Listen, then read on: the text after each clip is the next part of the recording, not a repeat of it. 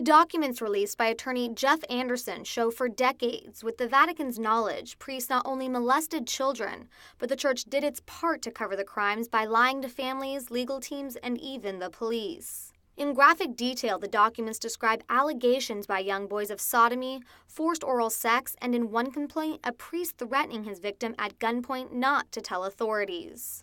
The priorities have been demonstrated to have been the protection of the offenders and the reputation of the Archdiocese. The loyalties have been to the offenders and to avoid scandal. And in each case, these files reflect something much more than mistakes. Some of the documents detail Father Daniel Holohan, whose complaints against him span more than a decade.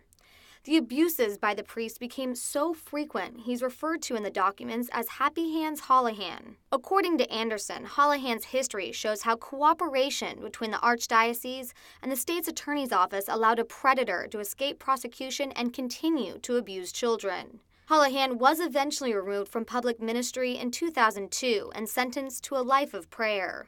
But Holohan was only one of many.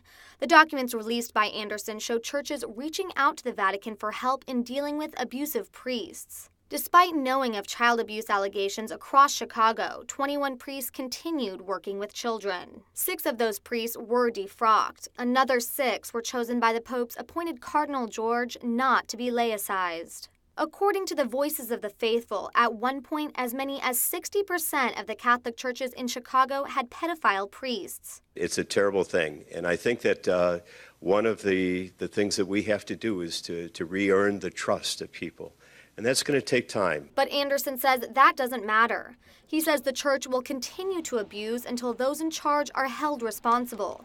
The Vatican maintains these cases are an issue with local police. So there will be no justice for us. Fortunately, there will be justice for the future generations. Cindy Lundeberg, One American News.